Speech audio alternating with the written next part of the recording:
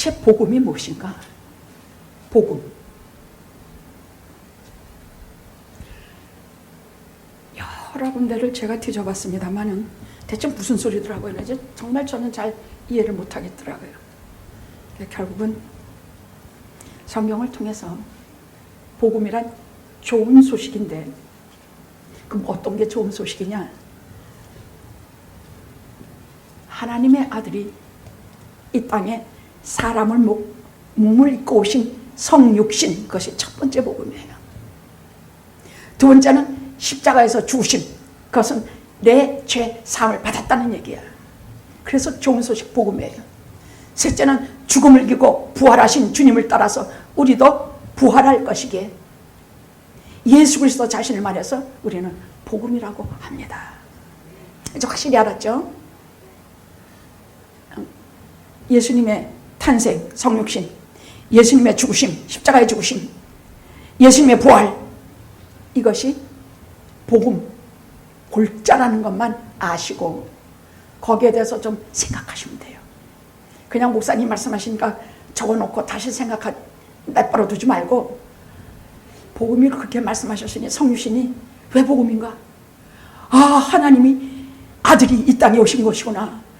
와, 그것도 의인을 위하여 온 것이 아니라 죄인을 위하여 왔다고 하셨으니 나를 위해 오셨구나. 복음이에요. 둘째로 죽으시면, 십자가에 죽으시면 이 말은 죄 많은 나를 사해 주셨다는 뜻이야. 그래서 내가 이 땅에서 마귀의 손가락질 받지 않고 다른 사람 손가락질 받지 않고 살아갈 수 있으니 복음이에요. 셋째로는 부활이야. 우리가 세상에서 제일 무서운 것이 죽음 아닙니까? 아무도 죽음을 이기신 사람이 없는데 하나님의 아들이 오셔서 죽으시고 부활하셔서 잠자는 자의 첫 열매가 되셔서 우리에게 부활을 주셨으니 요한겔리온, 좋은 소식, 최고의 소식, 그것이 복음입니다.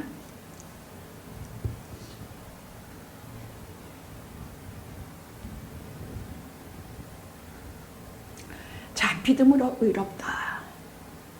그것이 로마서의 주제예요. 믿음으로 의롭다.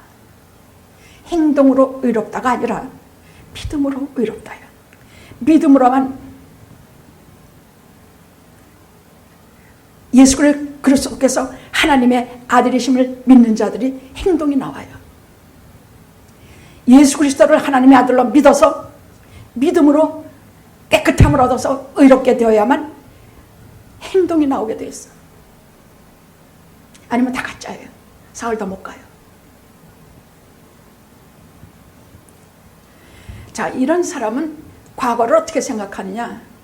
야, 사람이, 제가 임종 속에서 몇 번을 봤는데요. 이제 세상을 떠나려고 하는 그 자리에서는 그래도 정신들이 다 멀쩡하더라고요. 많은 경우. 코마 상태인 경우도 있지만 그래도 제가 갈 때는 정신들이 많이 있어요. 그러면 그때 어떤 분은, 목사님, 제가 이런저런 일이 이렇게 마음에 걸려요. 목사님, 제가 이러이러한 일이 후회가 됩니다. 그런데 믿음으로 의로워진 사람은 달라요. 그게 진짜 나타나요.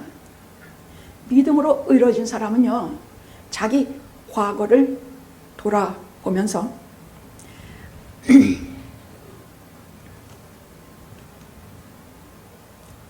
믿음으로 생각해.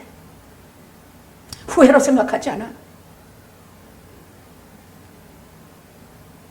유한한 생각, 섭섭한 생각, 속상한 생각, 그런 걸로 생각 안 해. 믿음으로 의로워진 자들은 오직 믿음으로만 생각해요. 아, 목사님, 제가 그때는요, 진짜 나는 끝났다, 망했다. 난 정말 이제 얼굴 들고 살 수도 없다.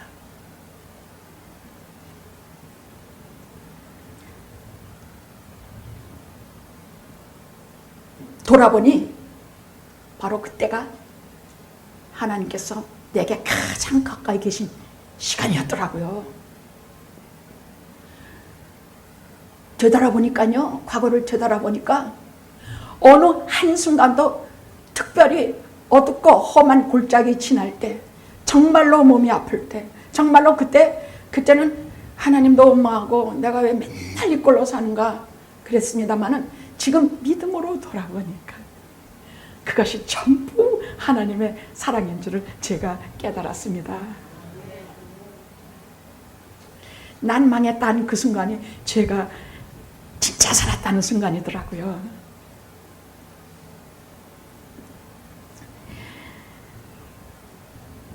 그렇게 돌아보니까 얼마나 많은 사람들을 동원해서 나를 일깨워줬는지, 얼마나 살아계신 말씀으로 잠자는 나를 흔들어서 깨워 일으켜 주셨는지, 얼마나 많은 사건을 통해서 나를 하나님을 찾고 믿게 했는지 돌아보면 오직 감사입니다.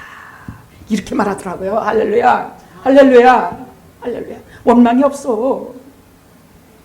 원망하고도 남게 생겼는데 믿음으로 의로워진 사람들은 안 그러더라고요.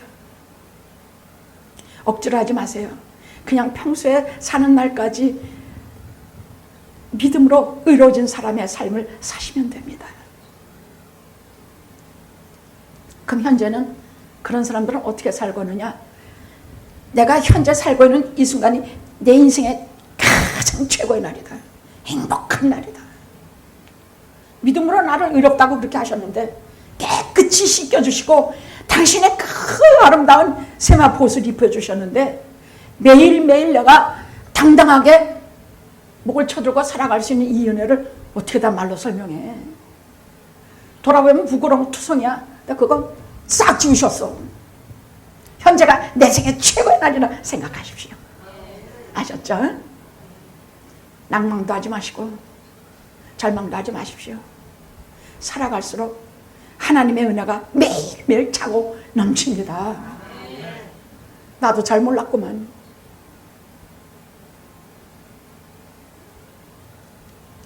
그럼 미래는 어떠냐? 내가 가만히 미래 생각해보니까 모아놓은 돈도 없고 뭔 자꾸 몸은 약해지고 나이가 자꾸 들면 믿음으로 의로워진 사람들은 이런 생각 안 해요. 해도 던져버려요. 내 미래는 이미 정해졌어. 내 미래는 이미 정해졌어. 믿음으로 미래를 보니까 다 정해놓으신 내 아버지께서 정해놓으신 코스대로 걸어가게 될 것이야. 아멘. 아멘. 믿음으로 의로워진다 하는 것이 이렇게까지 사람을 전혀다운 찬으로 만들어 놓는데 그것이 진짜예요. 후회하고 돌아보고 현재 맨날 인상 찡그리고 살고 미래를 바라면서 비관하는 것이 믿는 크리스찬들이 아니야. 크리스찬이란 예수 그리스도를 믿는 자들이란 과거를 믿음으로 바라보고 내가 지나온 모든 생애가 단 한 개도 섭섭한 것이 없다야. 다 있어야 될 사건이야. 나쁜 일이건 좋은 일이건 다 있어야 될 사건이야. 왜? 오늘 내가 믿음의 사람으로 서게 만들었으니까. 지금 믿음으로 보니까 지금 내가 살아가는 것이 무한하신 은혜야. 무한하신 생명에 있어서 아침에 눈을 뜨고 뭐 오늘 춥다 덥다 뭐 불평하고 뭐하고 하면서도 내 아버지와 아기돼요. 이 말씀을 이 가슴으로 받아들이고 나니까 어디 가도 하나님이 사랑하는 사람끼리 만나면 마음이 어때요? 막 반갑죠? 사랑하는 사람이 만나면 막 반갑고 막 더 이쁜 옷 입고 가고 싶고 좀 예쁘게 보이고 싶고 하나님께서도 그러셔요. 우리를 만나려고 여기 자리에서 준비하고 계시는데 하나님께서 준비하시는 것들이 있어요. 어떻게 하면 이것들을 좀 반갑게 맞이할까? 어떻게 하면 이제 들어오는 순간부터 그냥 물론 옛날 옛적부터 동행하시지만은 예배드리러 오는 분들을 향해서 하나님께서도 아마 당신이 육체를 안 갖고 계시면은 우리 느낌이 쫙 웃고 계실 것 같아. 웃고 계실 것 같아 그냥. 아이고 저거 봐라 저거 일찍 어젯밤에 하나도 못 잤는데도 계속 일찍 들어오네. 아이고 저것이요. 이게 막 가슴이 둥거리면서 느껴져요. 아이고 강현철이 저거 저 빼곡으로 맨날 깨제제하고 하고 다니더니 내가 복음을 저한테 맡기니래로 주여. 할렐루야. 얼마나 족골것 같은 게 당당하냐. 말씀 전하러 올 때처럼 저는 당당할 데가 없어요. 그리고 어디 가도 눈물 한 방울 납니까? 눈물 한 방울 안 나요. 졸보라고 합니다만 저 눈물 한 방울 안 나요. 왜 우는데? 근데 하나님의 은혜로 있을 데 없는 자 만나 그 찬송도 한마디, 주 예수 그리스도의 말씀 한마디, 하나님께 들려주시는 말씀 한마디, 정말 뜨거운 눈물이 올라와. 감사의 눈물이죠. 우리 이렇게 맛있게 신앙생활 합시다. 응? 희망도 없이 매일 아픈 몸을 이끌고 절망하면서 하지 말고, 내 미래 정해졌어. 하나님의 각본대로 갈 것이야. 내 각본이 아니야. 사람의 각본이 아니야. 하나님의 각본? 무슨 각본? 내가 이 단련을 받은 후에는 정금같이 나오는 단련이야. 오늘 말씀 29절에는 예수 그리스도의 형상을 닮은 모습으로 나올 때까지.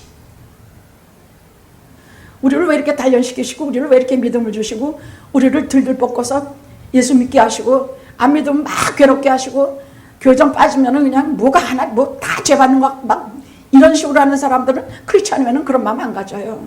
그럼 왜 그렇게 하시느냐? 오늘 29절에 답이 딱 나와 있어. 예수 그리스도의 모습을 닮아가기 위해서라고 말씀하셨어. 왜 이렇게 하느냐? 그게 마지막 날에는 14만 4천은 구원받은 모든 숫자는 다 예수 그리스도의 모습을 띈 사람들이 될 거라는 말씀이에요. 할렐루야. 좋다. 자, 그러므로 우리 믿는 사람들의, 우리 신앙인들의 신앙 구조는 세 가지예요. 이거 꼭 잊지 말아요. 신앙 구조. 뭐든지, 이 세상 만물이든지 내 일생이든지 나란 존재든지 내 가족이든지 뭐 하여간 모든 것은 하나님의 손안에 있다. 하나님의 손안에 있다. 당신의 섭리와 당신의 지혜와 당신의 능력으로 인도하실 것이다. 팬데믹 3년 아니라 5년 6년 지나도 하나님께서 우리에게 팬데믹을 주셨으니 하나님께서 거두실 것이요. 하나님께서 주셨으면 하나님이 가져가셔도 또 하나님께서 당신의 섭리가 되게 있을 것이다. 하나님의 손에 있다.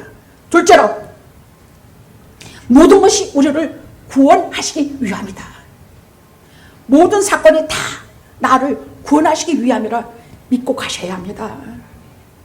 이런 팬데믹도, 나한테 이런 닥친 질병도, 심지어는 이혼도, 심지어는 온갖 속상한 모든 일까지도 나 하나 크리스찬을 만들기 위해서, 하나님의 사람을 만들기 위해서, 나 하나 신앙을 얻게 하기 위해서, 나 하나 구원하시기 위해서, 심지어는 룻 이방인 여자 볼 거 하나도 없는 과부 그 여자를 하나님께서 그 여자 하나 위해서 베들레헴의 흉년도 들게 하시고, 또 남편의 죽음까지도 사용하셔서 거기까지 들어가서 나오미를 보내서 구원해 오게 하신 것이 전부 나 하나 구원하시기 위해서예요.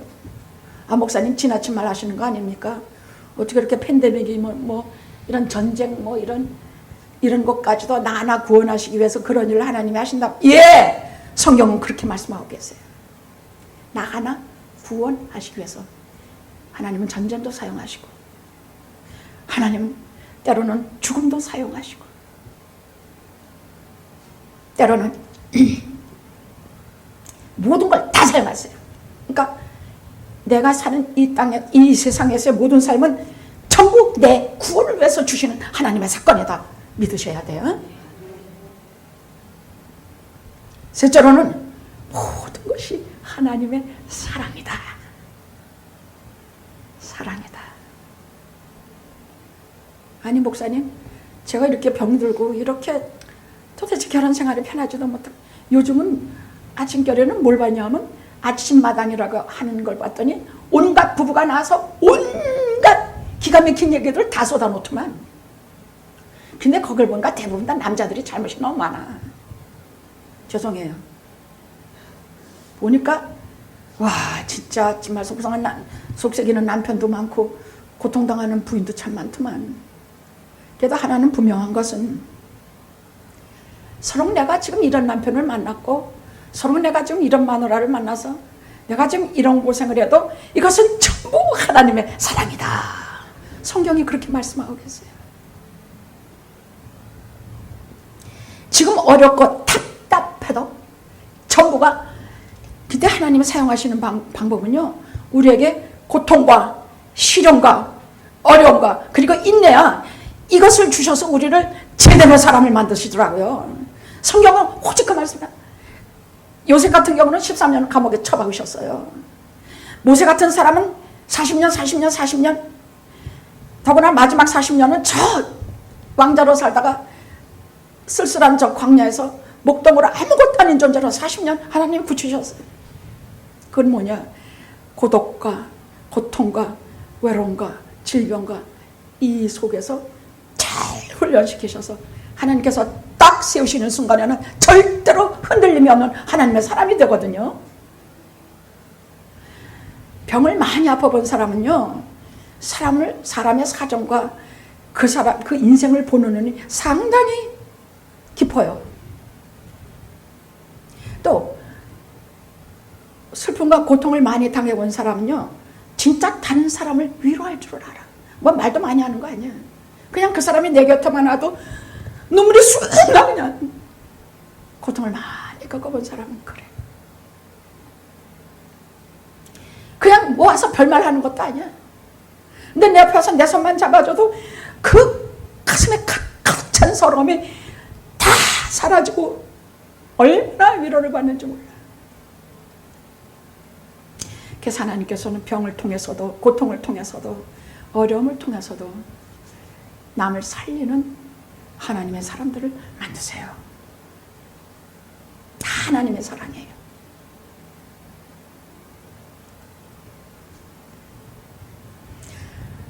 그래서 제가 오늘은 마음먹고 이렇게 세 가지의 신앙의 신조를 가지고 사는 사람들, 다 하나님의 손에 있다. 다 하나님이 섭리하신다. 우리를 구원하기 위해서다. 다 하나님의 사랑이다. 이렇게 사는 사람들은 그럼 무엇을 믿고 무엇을 믿어야 될까? 이것이 오늘 성경 본문 첫 번에 드린 것, 로마서 8장 28절에서 30절까지가 무엇을 믿을 것인가? 이렇게 사는 크리스찬들은 무엇을 지금으로부터, 전에도 그랬지만 듣는 순간부터 우리가 세상 떠나서 하나님 나라에 갈 때까지 우리가 무엇을 믿을 것인가? 그것이 모든 교리의 핵심이요, 모든 복음의 핵심인 오늘 28절에서 30절의 말씀을 아주 정면으로 말씀드리려고 그래요. 이것은 로마서의 진수요, 또한 성경의 핵심이에요. 28절에서 30절은 이것은 성경의 가장 핵심이 되는 말씀이에요. 우리가 이것을 믿는데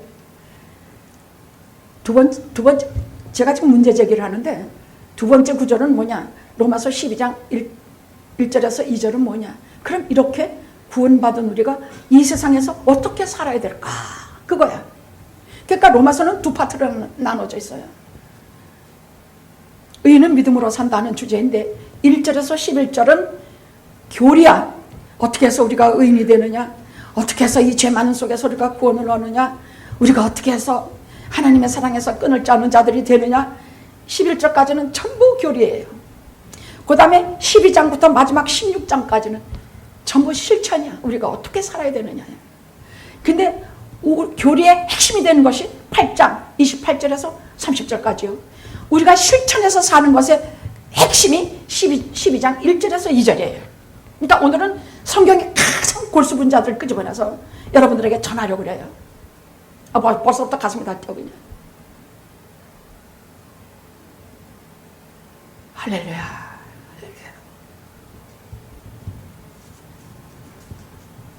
그 무엇을 믿을 것인가? 이것을 성경학자들은 4개의 혹은 5개의 황금 사슬이라고 불러요.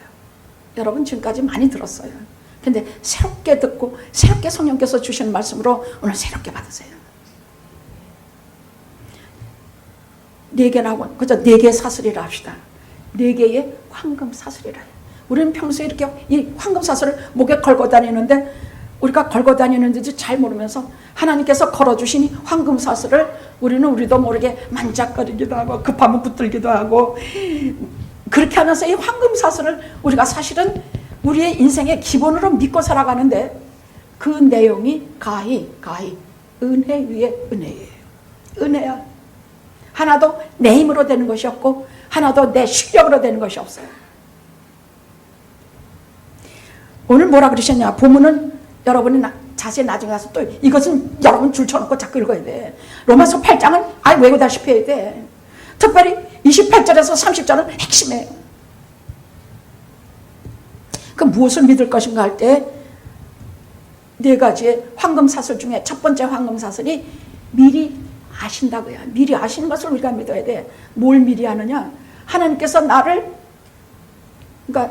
아셨다, 나를 아신다, 이걸 믿는 일인데, 내가 착한 사람이 될 것 같아서 내가 뭐 구원받을 만한 실력이 좀 어딘가에 있어서 어딘가 뭐 괜찮아, 이게 아니야. 그런 생각 꿈에도 하지 마. 내가 한 것이라고는 과거 돌아보세요. 제대로 한 거 뭐 하나나 있느냐고. 죄만 짓고 그냥 남 헐뜯기나 하고 막 맨날 그랬는데도 불구하고 나를 미리 아셨다? 당신의 자녀로 미리 아셨다고야. 저건 내 자식이야. 실력이 있어서가 아니야. 뭐 잘생겨서가 아니야. 뭐 어디 인격적이어서가 아니야. 아주 그지 같고 아주 별 볼 일 없는 존재인데 불구하고 하나님이 너는 내 자식이야. 그렇게 미리 하나님께서 하시고, 어떻게 하셨냐? 정하셨다가 미리 정하셨다. 이것은 예정이라 그래요. 미리 정하셨다. 자, 이것을 우리가 뭐라고 우리 성경학자들이 말하느냐면 선행적 은혜. 우리가 뭘 행하기도 전에 우리에게 미리 은혜를 주셔서 당신의 것으로 삼으시고, 언제? 창세전에, 우리 세상이 생기기도 전에, 그게 언제인지 몰라. 영원 시간에, 어딘가 영원 시간에, 그때가 언제인지 몰라. 창세전이야. 그 하나님의 영원, 우리가 알지도 못하는 그 영원의 시간 한 속에서 성부, 성자, 성령께서 모여서 회의를 하셨어요. 자, 이제 인간들이 이 땅에 막 생길 것이다. 근데 저것들이 하는 짓이라고는 죄만 짓고 뭐하고. 그때에 하나님의 아들에게 내가 사람의 몸을 입고 세상에 내려가 저들을 위해서 십자가를 져다오. 그 외에는 저들을 구원할 방법이 없다. 그 우리는 물어요. 아니 그럼 죄를 안 짓게 만드시지 왜 죄를 짓게 만드셔서 하나님 아들 그 생판 죽이십니까? 그러니까 하나님께서 문제세요. 우리에게 자유의지를 주셨어. 자유의지. 하나님을 택할 수도 있고 하나님을 안 택할 수도 있고 바르게 살 수도 있고 나쁘게 살 수도 있고, 이 자유의지를 주셨어. 하나님께서 왜 그렇게 하셨는지는 몰라. 그러나 당신의 그 자동인형 같은 인간은 싫으셨던 모양이야. 나 같아도 싫구만. 내 자식이 자기 자유의지로 나를 사랑하는 것을 바라지, 내가 걔를 종같이 만들어서 이러라면 이러고 저리 가라 저러면 무슨 길들인 개같이 하는 것은 나도 싫어. 나는 자기의 의지로 하나님을 사랑하고, 우리는 내 자식은 자기의 원하는 것으로 엄마와 아빠를 사랑하는 것을 나는 원해. 아마 그러셔서 그렇게 하신 모양이야. 우리에게 자유의지를 주셔서 우리가 죄를 지을 수도 있고 안 지을 수도 있게 만드셨는데, 분명히 하나님께서 그렇게 만드시고 당신의 아들에게 그 속죄 방법까지 가르쳐 주시고, 그게 언제지? 창세전이야. 그때부터 이미 우리는 하나님의 거기에 다 아마 그때도 생명록에 다 기록하셨을걸. 예정하시고 작정하신 우리를 창세전에 준비하시고 생명록에 기록하시고, 몇 년 뒤에 아무개가 세상에 태어나면 그거 하나 사람 되기까지 그거 하나, 그 말 안 듣는 거, 아이고 정말 그 말 안 듣는 거 얼마나 많은 말씀과 복음과 사랑으로 품에 안으시고, 하나님 얼마나 오래 참으시느냐. 얼마나 오래 참으세요? 10년? 20년? 70년? 80년? 아니, 우리가 회개하고 돌아올 때까지 마지막까지도 참으세요. 그렇게 참으신다는 얘기야.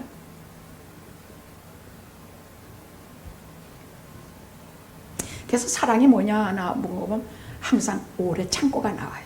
오래 참고. 아이고, 저 같은 성경은 사람 속 터져 정말. 오래 참고, 오래 참고. 그 다음에 두 번째는요, 어떻게 우리가 무엇을 또 믿어야 되느냐? 부르심이야. 둘째는 오늘 말씀 속에 다 곧 절석에 나오는 것이에요. 부르심이야. 우리를 부르심이라는 것은 아시죠? 우리가 아무리 예정을 당하고 하나님이 미리 하셔서 우리를 생명록에 기록해 놓았다 할지라도 우리를 부르시지 않으면 아무 일도 일어나지 않아요. 우린 그냥 죄 많은 존재로 살다가 죄 많은 존재로 이 세상을 뜨게 돼 있어요. 그래서 부르심이 그렇게 중요해요. 부르심은 내가 알게 부르세요. 그런데 누구나 똑같이 일률적으로 오너라 그런다고 다 오는 거 아니에요. 각 사람의 개성과 체질이 맞게 부르세요. 그냥 돈만 좋아하는 사람은요, 그 돈 다 뺏어가시고 바닥에 떨어져 봐야 내가 돈 아니라 하나님을 바라봐야 된다는 걸 알게 돼. 그나마 큰 다행이에요. 또 명예와 세상에서 높은 자리를 좋아하면 세상에서 가장 개망신을 당하게 하고 다른 사람에게 손가락질을 당하게 하는 것을 하나님께서 사정없이 하게 하세요. 그때서야 아이고, 내가 하나님의 다른 것을 마음에 두었어. 내가 주님의 자리에 대신 올라싸우니 주여 나 같은 죄를 용서하시옵소서. 아이고. 이것은 불가항력적인 은혜라 그래요. 은혜는 은혜인데 불가항력적인 은혜야. 부르시면 저항할 수도 없고 말 안 들을 수도 없고 그냥 부르시면, 주님이 부르시면요, 우린 처음엔 뭣도 모르고 부르심이라는 게 주로 어떠냐, 막 지만대로 세상 댕기고 막 별거 다 해 그냥. 그러다 딱 그날이 와. 부르시는 시간, 틀림없이 그 시간에 성령께서 오셔. 그래서 어떤 때는 말씀을 듣다가 가슴이 뜨끔하고 말씀을 듣다가 눈물이 나고, 지금까지 내가 이런 말씀을 내가 수도 없이 들었는데 오늘 내가 왜 이런가? 그리고 막 눈물 나고, 최소한 눈물 안 나면 막 분하고 통분하고 막 이런 일들이 일어난 것은 성령께서 그 시간이 돼서 나를 잡으러 온 시간이란 말이야. 그게 부르심이에요. 각 사람의 체질에 맞게 불가항력적으로 도저히 저항할 수 없고 도저히 항거할 수 없게 나를 잡아가세요. 부르세요. 그 다음 우리가 또 뭘 믿어야 되느냐? 영화롭게 하세요. 아니, 그 다음 세 번째가 의롭다 하세요. 의롭다 하세요. 부르심을 자들을 의롭다 하시고, 의롭다 하시는 것은요, 십자가에서 내가 받아야 할 죄값을 당신이 대신 치러주세요. 예수를 믿고 예수 하나님의 부르심을 받은 그 순간에는요, 그때는 100이면 100 다 회개해요. 자기도 모르게 회개해. 돌아보면서 아파하고, 지금 내가 무슨 잘못한 일이라 막 가슴이 아프고 그러고 싶지 않고 막 괴로워요. 그 부르심을 입은 사람들을 의롭다 하시는 것은, 그리고 주님께서 우리를 데리고 어딜 가시냐? 하나님께서 데리고 어딜 가시냐? 십자가로 데리고 가세요. 십자가에서 나를 데리고 가서 거기서 내가 어떤 죄인인지 십자가에 고통당하신 예수를 보면서 저게 나라는 걸 가르쳐 주세요. 저게 나라는 걸 가르쳐 주시면 동시에 뭘 가르쳐 주시느냐? 그 무한무한하신 사랑으로 우리 죄를 대속하시는 예수 그리스도를 보게 하세요. 그래서 그 십자가에 그 보혈의 샘에 나를 던지고 거기서 내 죄를 깨끗이 씻고 용서해 주세요. 회개합니다. 나 좀 받아주세요. 세상 어디도 갈 데가 없사오니 주의 십자가의 보혈 아래 엎드립니다. 여기 영원히 살겠습니다. 용서해 주세요. 그게 의로움을 받는 시간이에요. 나를 의롭다 하세요. 그때 내가 뭐 의로운지 뭔지도 몰라. 그렇게 하는 순간에 나를 주 예수 그리스도의 십자가 앞에 데리고 가서 딱 그렇게 하시는 순간에 너는 이제부터 의인이다. 믿음으로 의롭다. 예수를 믿어서 의롭다. 판결해 주세요. 나는 잘 몰라. 근데 나는 그때부터 죄짐을 벗고 가벼워져요.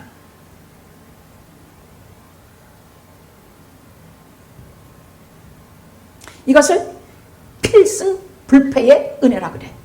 필승불패. 절대로 승리하지 패하잖아. 필승불패. 마귀한테도 안 줘. 너 그랬지? 너 뭐 이랬지? 뭐 이랬지? 하나님이 나를 깨끗하다 하셨는데, 나를 정케하시는, 나를 깨끗게 하시는 하나님의 아들 예수 그리스도의 보혈로 나를 깨끗해 하셨는데 누가 나를 정죄하랴? 사탄아 나오너라.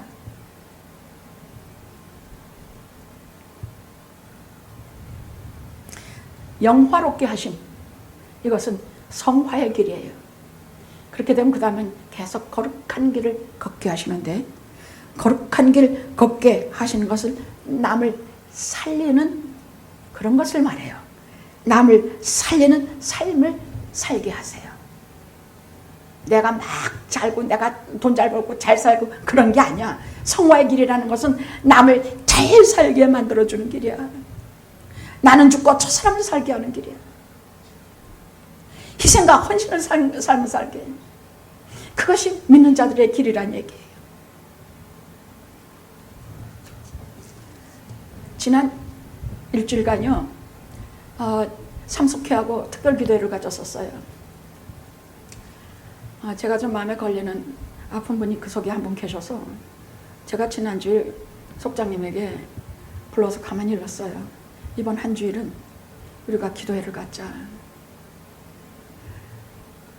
제목을 정해서 우리가 같은 시간에 모여서 기도를 하자. 그랬더니 속장님이 10시에서 10시 반 사이에 우리가 기도회를 갖겠습니다 하고 카톡에 올라오더라고요.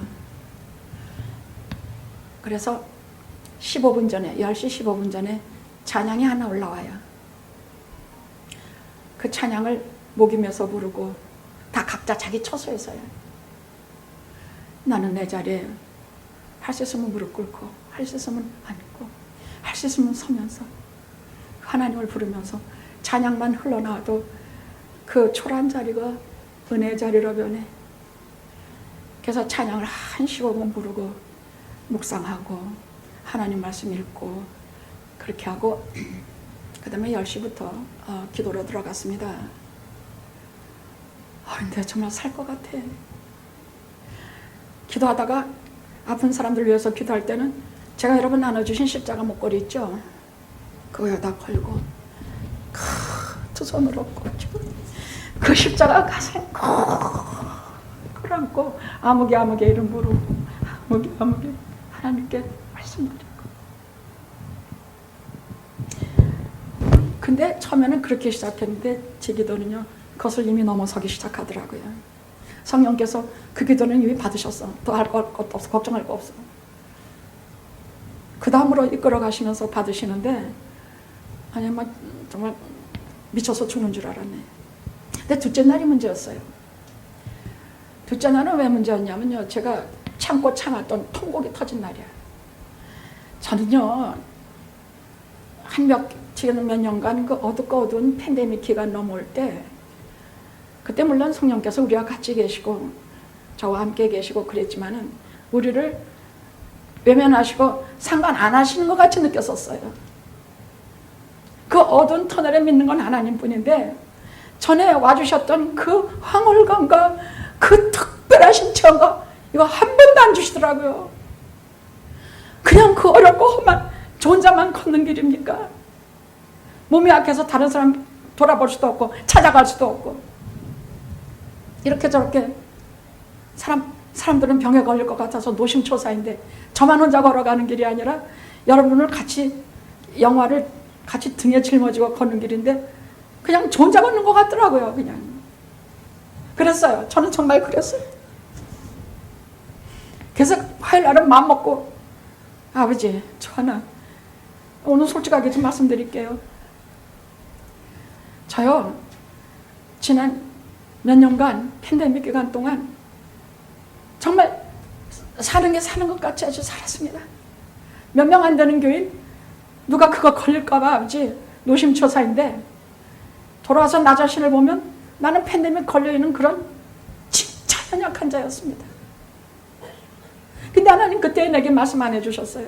왜 와서 나를 좀 만져주시고 우리 교인들 여기저기 만져주고 우리 교인들 그 어려운 시절을 걸어가는 우리 교인들 정말 주님 그럼 막 통곡했어요. 장로님이 아마 문을 내가 닫았는데 제 방문을 닫았는데 장로님도 너무 기가 막혀서 자기 방문을 닫더라고요. 하도 소리를 지르고 오니까 정말 하도 통곡해. 내 세상에 태어나서 그렇게 소리 지르고 그런 건 처음이에요. 그리고 제가 그 기도의 날, 그 다음 날인가 그 다음 날인가 그리고도 또 대답을 안 해주시더라고. 그냥 그날 기도에는 그렇게 눈물과 통곡으로 지내니 잠이 옵니까? 요번 기도회 때 저 많이 알았어요. 그 기도라는 게 이렇게 진지하게 하고 진짜로 하니까 진짜 오래간만에 진지하게 하니까 막 병이 나요. 막 저 지금 막 혓바닥 다 부르트고 너무 몸이 아프고 막 밤 2시, 3시까지 잠을 못 자고 잠을 자도 흐느끼면서 잠이 들고 어쩌다 그러고 근데 수요일날 딱 하나님께 그날은 제가 속회원들에게 그렇게 카톡했습니다. 우리 주님의 옷자락에 껌딱지처럼 달라붙자 천국에서 우리 주님 배웠거든. 그분에게 저 밑에 볼 데 없는 껌딱지가 하나 붙어있으면 9월 29일 우리라고 우리가 생각하자. 그냥 껌딱지도 좋으니 그렇게 붙어 살자. 이후에 천국에서 기억해 주시리라. 또 그날도 변함없이 엉엉 울고 어쩌다가 새벽에 잠자리에 들었는데 참 딱 뱀이 하나 독사가 하나 하면서 혓바닥을 쫙 내밀면서 제 앞에 딱 떠올라요. 꿈속에 딱 나타나요. 독사야. 이제 저는 세상에서 제일 싫어하는 게 뱀이에요. 근데 그것은 왜냐하면 언제나 제게는 사탄으로 나타났기 때문에 반드시 사탄이에요. 근데 그때는 제가 이게 딱 쳤어. 됐다.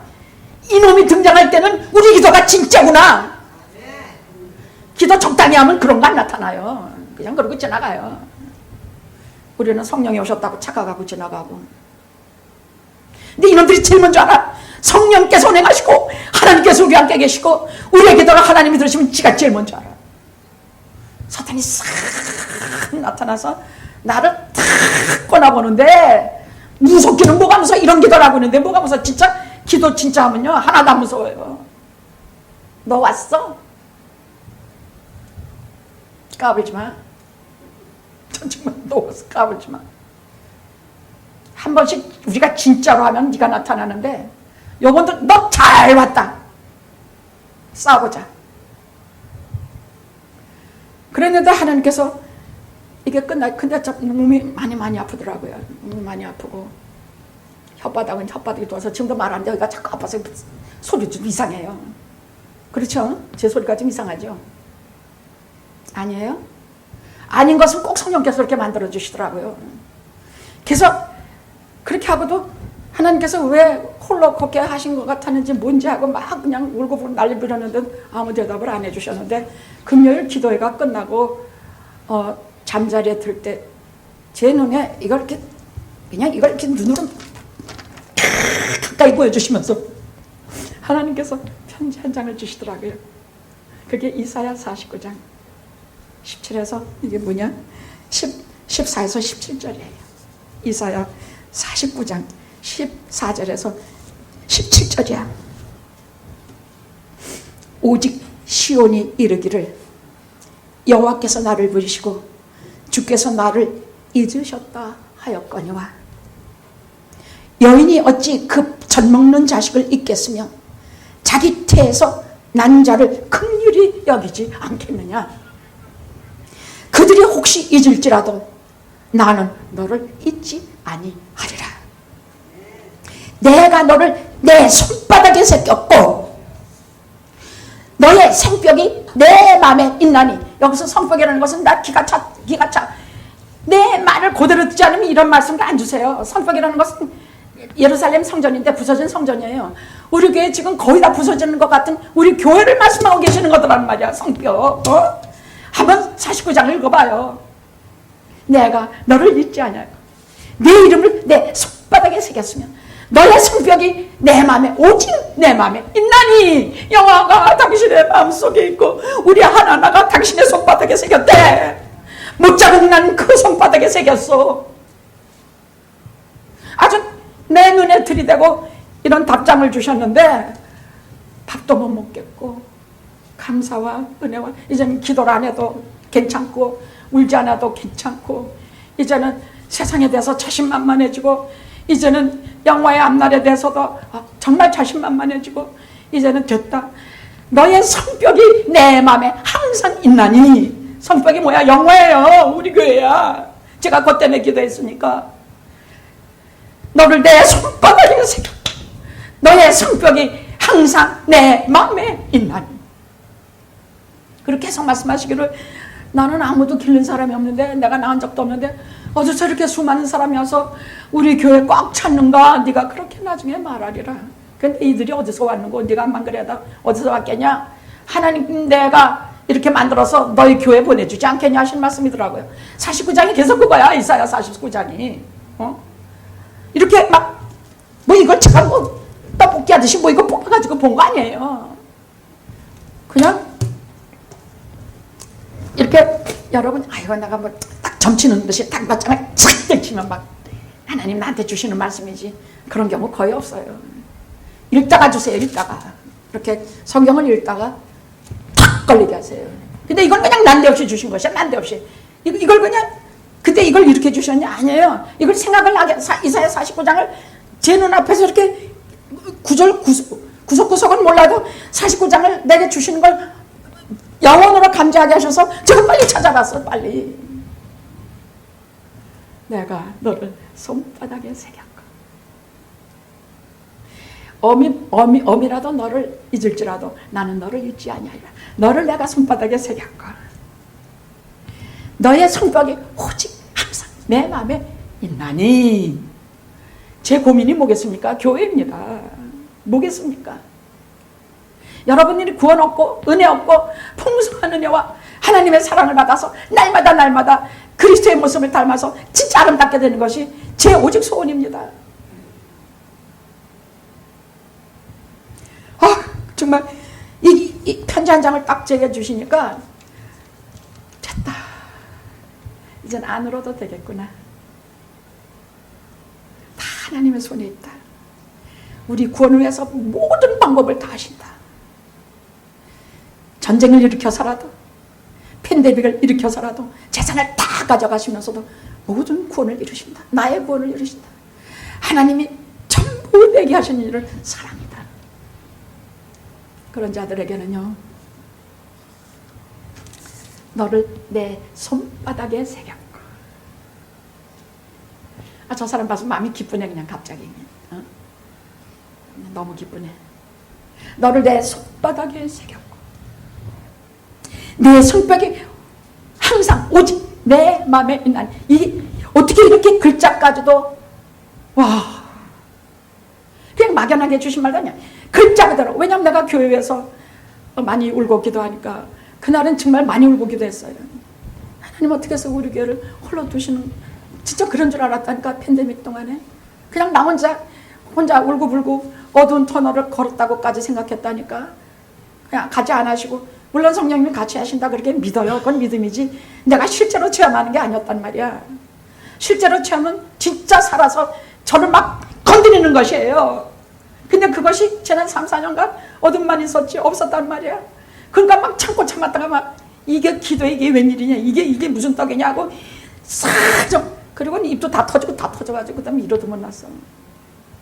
그냥 편지 주셨어.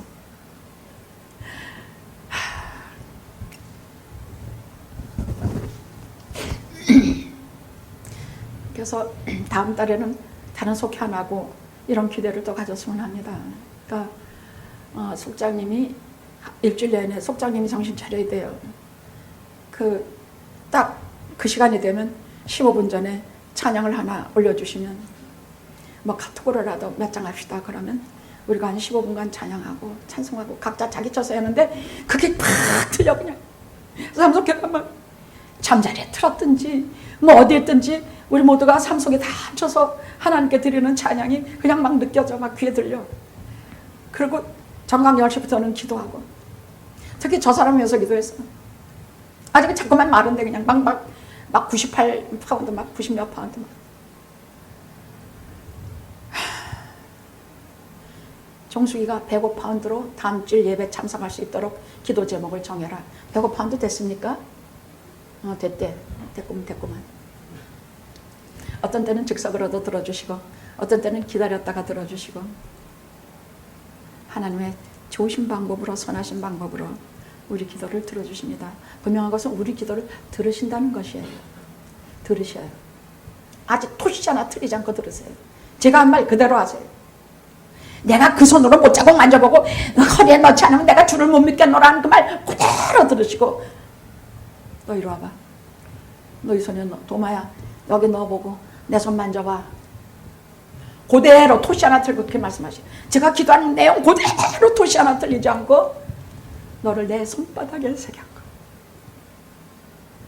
내 성곽이 항상 영화가 내 마음속에 있나니. 자 그러면 이런 영원하신 은총 속에 있는 내가 그럼 이제 어떻게 살아요? 우리가 믿는 것은 특별히 이 네 개 황금꼬리예요. 이것은 구원을 말씀하시는 거예요. 구원이야. 미리 하시고 구원하셨다는 거, 부르심을 받았다는 거, 의로워졌다는 거, 영화롭게 된다는 거. 이 5가지는 우리 믿는 자들이 기본적으로 꼭 믿고 살아야 돼.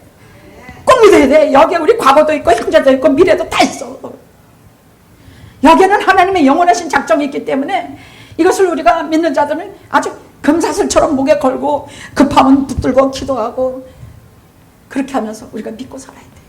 그럼 우리가 믿는 것은 그럼 우리가 무엇을 믿어야 되느냐 할 땐 오늘 로마서 8장 28절에서 30절이에요. 그죠? 28절에서 30절이야. 이 석절에 불과하지만은 하나님 나라의 구원의 청사진이 다 들어있어. 핵심이야. 성경의 핵심이야. 그 다음에 12장 1절에서 2절은요. 그럼 믿는 자들이 어떻게 살아야 되느냐 그거야. 믿는 자들 우리 한번 큰 소리를 해봅시다. 12장 1절에서 2절 해봅시다. 시작. 그러므로 형제들아 내가 하나님의 모든 자비하심으로 너희를 권하노니 너희 몸을 하나님이 기뻐하시는 거룩한 산 제사로 드리라. 이는 너희의 드릴 영적 예배니라. 그 다음 아직 2절은 조금 이따 할게요. 한꺼번에 이건 무슨 소리인지 잘 몰라요. 그럼 여기서 이게 무슨 말이에요? 이거 무슨 말이냐고. 근데 여기서 골라낼 단어는 너희 몸, 둘째 산제사, 영적 예배 이 3가지 골라내면 돼요. 그럼 거기서 우리가 뭔지 하나님의 뜻을 곧바로 깨달아 할 수가 있어요. 그럼 어떻게 살아야 되느냐 할 때 이게 무슨 말이냐면 우리는 신앙 따로 행동 따로 우리 사는 것 따로예요. 근데 그렇게 하지 말라고요. 너희 사는 것 삶 자체가 예배당에서건 예배당 밖에서건 직장에서건 가정에서건 어디건 너희가 네 몸을 제사 제물처럼 드려서 너희 사는 삶 자체가 산제사 영적 예배가 되게 해라 그 뜻이에요. 너희 사는 삶 자체가 영적 예배가 되게 하라. 그냥 예배가 되게 하라 그 말이에요. 그게 무슨 말이냐면요. 구약시대에는 5가지 제사가 있었어요. 하나님의 백성은 이 5가지 제사를 꼭 드려야 됐어요. 그 첫째가 번제야. 번제라는 것은 제물을 드리는데 거기 뭐 제사장도 다리 한쪽 먹고 뭐하고 하냐. 이 번제 제물을 그게 양이든지 뭐든지 몽땅 태워서 하나님께 다 바치는 것이야. 번제야. 이것이 번제예요. 그러니까 우리 믿는 자들이 이 번제와 같은 삶을 살았다면 바울을 들 수가 있어요. 그는 그 죄인의 괴수 같은 자기를 불러주시고 구원하시고 그 은혜에 못 이겨서 정말 큰 날라오는 그 피투성이가 되도록 얻어맞고 그야말로 인간으로서 겪을 수 없는 모든 고초를 겪은 이유는 딱 하나예요. 나 같은 죄인을 불러서 하나님이 불러 쓰시니 내가 한 영혼이라도 건져서 내가 저 영혼을 하나님께 다 바치리라. 그는 번제의 삶을 사는 것이야. 번제의 삶이라는 것은 여러분, 우리는 이렇게 못 살아요. 그렇게 살았으면 얼마나 좋겠냐고. 근데 우리는 번제와 같은 삶을 살기가 정말 힘들어. 다 바치는 것이야. 물질이건 건강이건 내 몸이건 내 삶이건 뭐건 다 바치고 하나님께 몽땅 드리고 가는 삶을 말해서 번제와 같이 사는 것. 그 사도 바울의 삶은 영적 예배를 드린 삶이었다는 얘기야. 이해가 되죠 이제? 어려운 말 같지만 그 말이에요. 둘째로 드린 제사가 소제예요. 소제는 뭐냐? 곡물이라든지 이런 것을 제물로, 이건 짐승이 아니야. 곡물을 제물로 드리는 제사야. 고운 가루를 빻아서 드린다든지 곡식단을 드린다든지 곡물을 제사로 드리는 것이야. 그럼 누가 이런 소제의 삶을 살았느냐? 깜짝 놀라게도 가인이 그런 삶을 살았어요.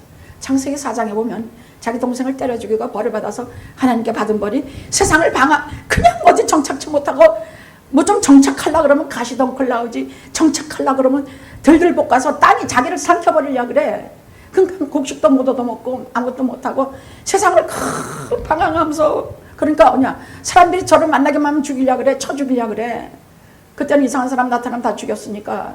그러니까 하나님께 막 울고 제가요, 사람들이 나를 죽이려는 것은 또 치고요, 제가 주의 얼굴을 내대내서 쫓겨나서 주의 얼굴을 못 보게 된 것이 분통촉통합니다. 하나님께서 그걸 들으시고 그에게 생명표를 하나 줘요. 이 말 딱 찍고, 누구든지 너를 죽이는 자를 7배 벌을 받으리라. 그러시고 나서 그 은혜에 감격해서 그 다음에는 정착한 이후에 어디다 정착했어. 그리고 말 그대로 희생과 헌신의 삶. 이것은 소제라는 것은 희생과 헌신, 봉사의 삶을 말해. 에녹이라는 성을 쌓고 아들을 낳으니까 에녹이라 이름 짓고 평생 거기를 떠나지 않고 하나님께 희생과 봉사의 삶 사는 사람이 가인이에요.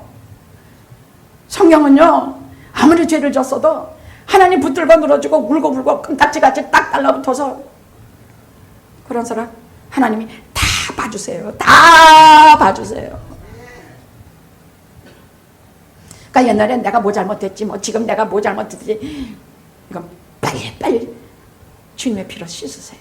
그냥 빨리 씻으세요. 그 다음에는 뭐가 있냐면 속죄제야. 속죄제. 그러니까 죄 지은 사람들이 하나님 앞에 무슨 양을 바치든지 수소를 바친다든지 뭐 하여간 이 속죄제는 기본적으로 모든 제사의 기본이에요. 이 속죄제는요, 자신이 지은 죄를 깨닫고 하나님 앞에 회개하며 드리는 예배야, 제사야. 근데 이게 대표적인 누구냐? 다윗이에요. 다윗은 우리들에 비하면 죄도 그렇게 진 거 아니야. 한 번밖에 안 졌어. 그런데도 그 성경 보십시오. 성경에 6개, 7개의 참회시가 나오는데 베개가 썩도록 울었어. 그리고 그는 자기를 용서하시고 다시 자기 같은 인간을 왕에 세워주신 하나님의 사랑을 영원히 기억하고 하나님 앞에서 진짜 정직한 사람이 되려고, 진짜 정직한 삶을 살라고, 가장 정직한 사람이라 하나님 칭찬하셨으니까, 내 마음이 아픈 사람이라 칭찬하셨으니까 정직한 삶을 살고 너그러운 삶을 살고 백성들에게 참 선한 군주가 되도록 애쓰며 살며 전쟁을 통해서도 무엇을 통해서도 하나님께 영광 돌리는 삶을 실제로 살아낸 사람이 다윗이에요. 이걸 속죄제의 삶이라 그래. 저는요, 우리 영업계 우리 모두가 이 속죄제의 삶을 살았으면 좋겠어. 늘 마음 아파하고 죄를 무서워하고 죄 짓지 말고 싫어하며 하나님 앞에 정직하며 내 있는 처소에서, 내 직장에서나 내 가정에서나 정말 다윗을 닮은 그 너그러움과 그 하나님을 경외하는 마음과 하나님에는 아무것도 없는 그런 거를 닮은 늘 하나님 앞에 겸손한 죄인 같은 거로 살았으면 좋겠어 우리가. 그 다음에는 속건제가 있어. 이거는 삭개오 같은 사람을 말해. 제물로 죄를 지었으면 하나님 앞에 그 4배로 갚거나, 또 삭개오 같은 사람은 자기 재산 절반을 바쳐서 하나님께 자기 죄를 용서받았죠. 이 사람은 저는 그렇게 생각해요. 삭개오는 평생 아마 물질로 자기 죄를 회개하며 많은 사람을 도왔다고 생각이 들어요. 또 화목제는 아브라함 같은 경우예요. 화목제는 어떤 거냐? 이것은 그냥 짐승을 바치거나 뭐가 아니라 이렇게 잔치 같은, 축제 같은 것을 말해요. 재물을 그게 재물이 뭐든지 간에 이것을 이웃과 나누면서 축제와 같은 화목제를, 하나님과 화목하고 사람과 사람 사이 화목하는데, 아브라함이 왜 그러냐면 그 건방지게 조카 롯이 지가 뭐 좋은 땅 찾아서 소돔과 고모라 땅이 그때 하나님의 동산 같았다 그랬거든. 야, 네가 우하면 내가 좌하고, 둘이 너무 자꾸 다투니까 그 부하들이 네가 좌하면 내가 우하리라고, 그러니까 지가 여호와의 동산 같은 소돔과 고모라 찾아서 떠났거든. 그리고 단을 쌓는데 하나님께서 이걸 다 명하셨다고 되어 있어. 화목제야. 우리는 늘 화목제 삶을 살기를 바래요. 여러분이 인생 자체가, 여러분의 삶 자체가 화목하고, 하나님과 나 사이가 화목하고, 죄짓지 말고 사람과 사람 사이 화목하고 늘 화목제의 삶을 살아서 이런 영적 예배를 실제로 내 삶에서 드리기를 기도해요. 오늘 설교 잊지 맙시다. 중요한 건 다 했습니다. 더 많이 하면 골치만 아파요.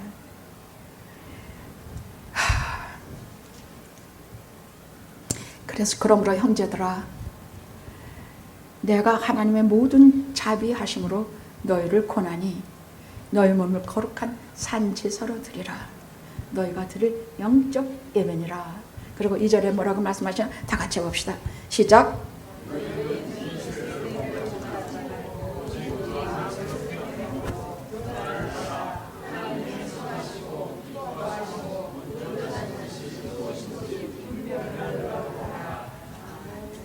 뭐냐? 이 세대를 본받지 마. 이 세대를 본받지 말다는 얘기는요, 이거 하나 좀 얘기해 줘야 되겠네. 부끄러운 얘기니까. 그 성지 순례단이 가면요, 이스라엘은 다이아몬드가 유명하대요. 근데 그 다이아몬드 뭐 어떻게 그걸 못 가지고 나가게 하니까 어디다 뭐 어떻게 숨겨가지고 나가지고 뭐 어디 돌아가면 뭐 2배 받아먹고 팔고 그러는데, 그 중에 거의 한국에서는 거의 대부분이 목사 장로들이 그런 짓을 한대요. 그러니까 그 가이드들이 목사 장로 꼈다고 안 하려고 그런대요. 그래서 예수 안 믿는 사람을 하는데, 그걸 그 가이드들한테 묻는데요. 다이아몬드를 어디에 숨겨가면 안 들키고 가겠냐. 이게 그러니까 아이 장로님 어디다 숨기세요 막 이러더래 서로. 응? 한국 사람끼리. 아이 목사님 아이 뭐 어디다 숨기면 됩니다 뭐. 그리고 그 감람산에는요, 나뭇가지가, 감람나무가 하나도 없대요 지금. 그 감람나무 동산이.